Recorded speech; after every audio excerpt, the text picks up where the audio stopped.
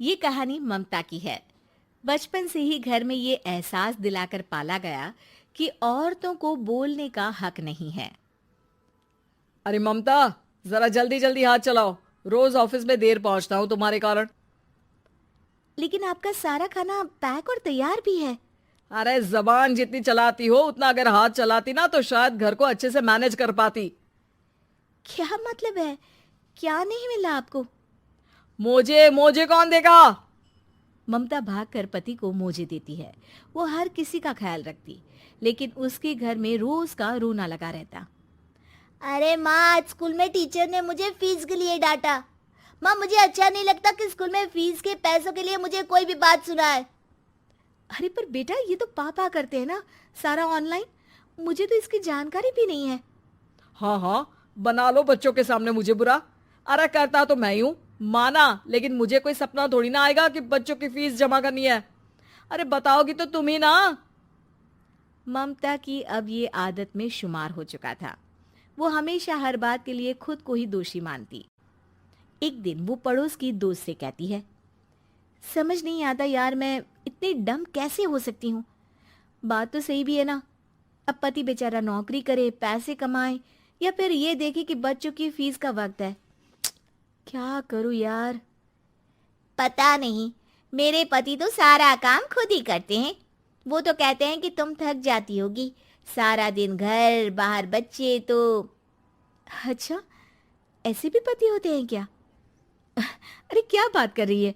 भाई साहब कभी तुझे किसी बात के लिए सुनाते नहीं? किसने कहा नहीं सुनाते? अरे ये पति चीज ही ऐसी होती है कि बिना पत्नी को सुनाए उन्हें चैन की नींद कहाँ आती है। तो तू भी परेशान रहती होगी कि कैसे, क्या, कब भूल गई। अरे वो तो मुझे बस इस बात के लिए ताना देते हैं कि मैं वक्त पर खाना क्यों नहीं खाती या पार्लर जाकर अपनी साज सज्जा क्यों नहीं करवाती। पड़ोसन बोल ही रही होती है कि ममता के बेटे की आवाज आती है। अरे माँ, क्या हो गया? लग नहीं रहा कि आज आप मुझे पानी भी देगी। अरे कब से खाने के लिए वेट कर रहा हूँ। अरे यार, मैं चलती हूँ। बेटा खाने के लिए वेट कर रहा है, मैंने उसे खाना भी नहीं दिया। अरे 12वीं में पहुंच चुका है तुम्हारा बेटा, उसे बोलो खुद पानी लिया करे। मैंने तो अपने बच्चों को काम करना सिखाया है। अरे यार, खुद की भी तो कोई लाइफ है। माना जब नहीं कर सकते थे तो किया, लेकिन अब इतने बड़े बच्चों की हर बात मानेंगे तो मुश्किल तो अपने को ही होगी। ममता को पड़ोसन की बात में दम तो लगता है, लेकिन करे क्या, आदत भी तो खुद ही ने डाली थी। ममता घर जाती है कि तभी बेटी आ जाती है। माँ, परसों मुझे एक शादी में जाना है। तेरी वो जो लाल वाली साड़ी है ना, उसे दे देना। मैं आज जाकर टेलर को दे दूंगी, वो उस साड़ी से सूट बना देगा। अरे नहीं नहीं तारा, वो मेरी माँ ने मुझे दी थी और उस साड़ी से मेरी काफ़ी भावनाएं जुड़ी हैं। तुमको ना मैं दूसरी साड़ी दे दूंगी। ओके, कोई बात नहीं, लेकिन आज दे ही देना पक्का। तारा माँ की साड़ी से सूट बनवाकर पार्टी में जाती है, लेकिन जब वो पार्टी से लौटती है, क्या है, मैं तो समझ ही नहीं पा रही हूँ। अरे जब वो साड़ी मांगी थी तो ये छल्ली सी साड़ी क्यों दे दी? मैं ही पागल थी जो इस साड़ी का सूट बनवा लिया मैंने। माँ, जानती भी हो कि कॉलेज में मेरी कितनी हंसी उड़ी। तभी वहां ममता का पति सुनील आ जाता है। अरे गवार औरत, जब बेटी साड़ी मांग रही थी तो दे देती ना। अरे पापा, इनके तो इमोशंस जुड़े थे उस साड़ी से। ममता इतने सब के बाद भी कुछ नहीं बोलती। मेरी बेटी की बेइज्जती हो गई, मैं बिल्कुल बर्दाश्त नहीं कर सकता ये। मैं नहीं चाहता कि मेरी बेटी से कोई भी ज्यादा सुंदर लगे पूरे कॉलेज में। जी, वो पढ़ने में तारा बिल्कुल अच्छी नहीं है, उसकी पढ़ाई पर आप ध्यान दीजिए ना। अच्छा, अब तुम मुझे बताओगी कि मुझे किस पर ध्यान देना और किस पर नहीं। रमेश जैसा ही ये वाक्य पूरा करता है, ममता की बेटी और पति उस पर जोर जोर से हंसते हैं। अरे ठीक है ना, पता ही नहीं चला कि कैसे वक्त इतना बीत गया। अरे कैसे पता चलेगा माँ, हम लोगों के पीछे जो तू बैताल की तरह चिपकी रहती थी, तुझे कैसे वक्त का पता चलता। ममता को पहले सास ससुर, फिर पति और बच्चों की तरफ से इस तरीके की बातें सुनकर उसका मन बहुत दुखी रहता था। एक दिन, सुनो ना, बहुत दिनों से कमर के नीचे बहुत दर्द रहता है। कल मैंने देखा तो एक फोड़ा था। अरे ममता, एक बार अपने पति से बात करो, वो तुम्हारा फोड़ा डॉक्टर को दिखा देंगे। अरे नहीं नहीं, वो तो गुस्सा हो जाएंगे। अरे क्यों गुस्सा हो जाएंगे? तुमको दर्द है? हाँ, लेकिन वो यही बोलेंगे कि ऑफिस जाऊं या फिर तुम्हें लेकर डॉक्टर के पास। तो बेटे से ही बात कर ले। अरे वो तो मैं कर लूं, लेकिन फोड़ा है ऐसी जगह कि उसे बताते मुझे शर्म आएगी।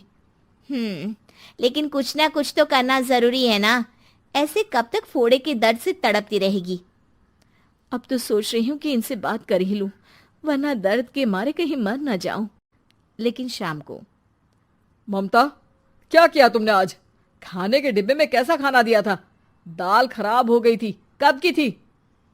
दाल तो मैंने सुबह ही बनाई थी, खराब कैसे हो गई?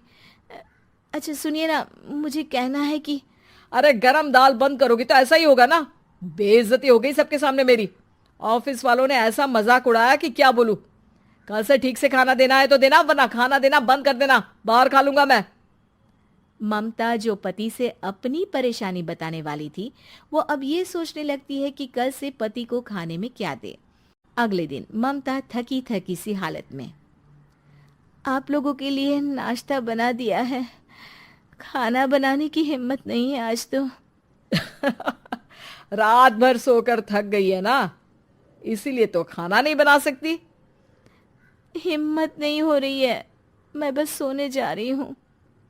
बस मैडम को सोने का बोल दो, फिर देखो कैसे सोती रहती है। माँ, फिर वही पराठा सब्जी। अरे हमारे साथ के दोस्त एक से बढ़कर एक नाश्ता खाना लेकर आते हैं, आप तो बस। सभी घर से निकल जाते हैं, लेकिन जब शाम को बेटा घर आता है तो घर में अंधेरा रहता है। बेटा लाइट जलाता है।